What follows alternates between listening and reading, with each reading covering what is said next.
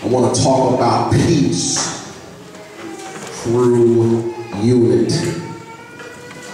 Peace through unity.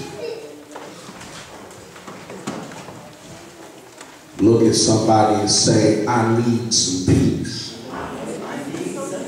Y'all talk any other time. I'm asking y'all to actually talk. Look at somebody and say, I need some peace. Amen.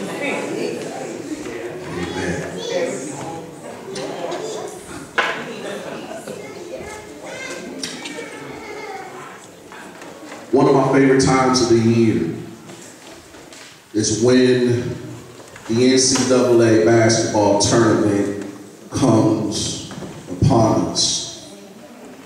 And unlike years past, when I would get in groups with some of my friends, I made a conscious decision not to fill out a bracket.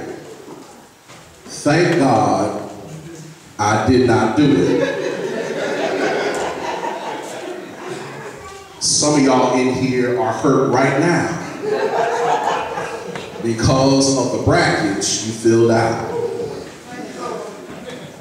The NCAA tournament is known as March Madness. And the reason it's known as March Madness is because in the last several years, nobody could predict some of the outcomes of this tournament. There is one story from this tournament that caught my attention and unfortunately came to a screeching end last night. If most of you have been watching like I've been watching, you have caught on to a team from Virginia Commonwealth University. VCU was not by any stretch of the imagination supposed to be in the tournament to begin with. Commentators left and right during Selection Sunday made the statement, what business does VCU have being in the tournament? Most of them even said they were not even what they call a bubble team. They did not have the resume. They did not have what it took to be in the field of 68. They questioned and questioned and questioned. But somehow VCU got into the first four or the first round of the NCAA tournament. When they got on the court for that very first game, they looked their opponent square in the face and said, nothing is going to stop us now.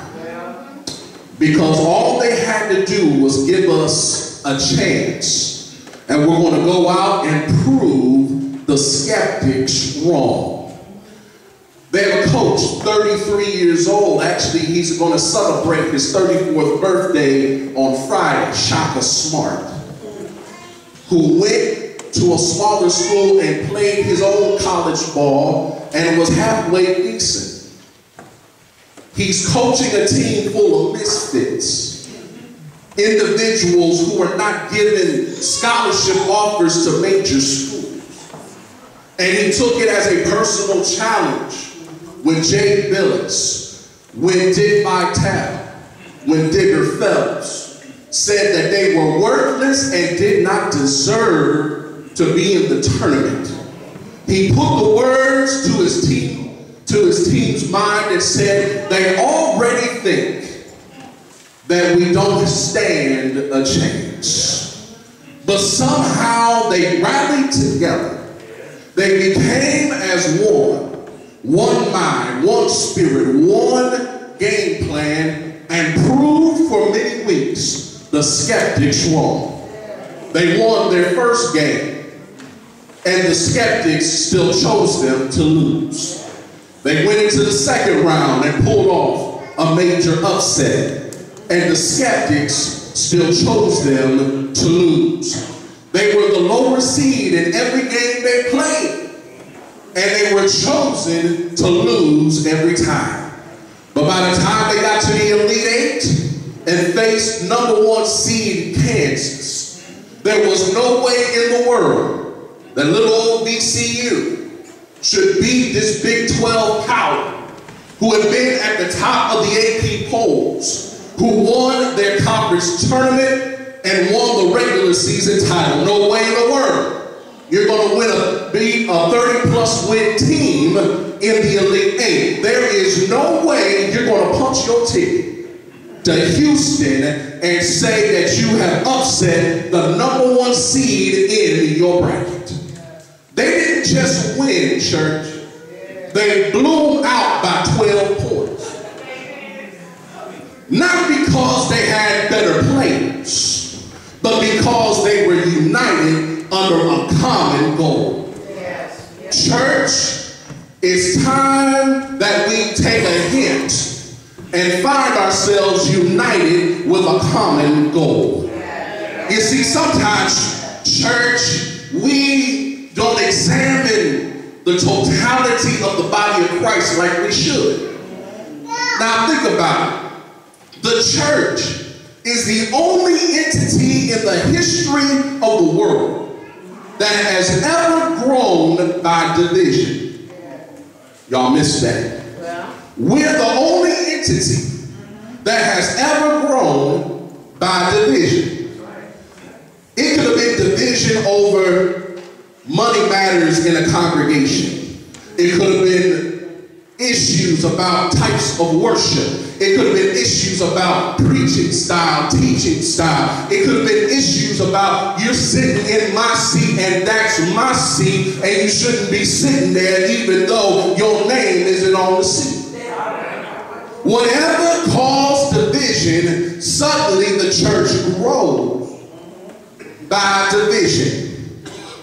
I've never seen in my life where you can drive down the street and you can see about 5 to 10 churches on the same street. In some cases, 2 to 3 churches on the same block. And somehow we have grown to a place where we think we're doing kingdom work, but we have found no peace. Church, a church with no peace is not a church at all. Because where the Spirit of the Lord is, there should be liberty, there should be peace, there should be joy, there should be salvation breaking loose, there should be all kinds of things occurring that you can't even begin to imagine. It's not based on what we've always done, but on the movement of the God that we say we serve. And the only way we're going to find some peace as we transition into new things in God is if we find a way, somehow, some way, God, I pray somehow, some way, to get united on the same page. Paul said, we're endeavoring to keep the unity of the Spirit in the bond of peace. Let's translate that a different way. We're trying to maintain peace and unity by being tightly bound together. He says there's no dismissal of peace from unity. He is saying that unity provides the opportunity and the atmosphere for peace to dwell. And anytime you find yourself in a peaceful situation, 9 times out of 10, you will find yourself in a place where people, things, entities are unified. Jesus prayed, his real prayer was not what we quote. We always call it the Lord's Prayer. Our Father which art in heaven, hallowed be thy name, thy kingdom come, thy will be done on earth as it is in heaven. That wasn't the Lord's Prayer. That was the model prayer. The Lord's Prayer was that his body would be one.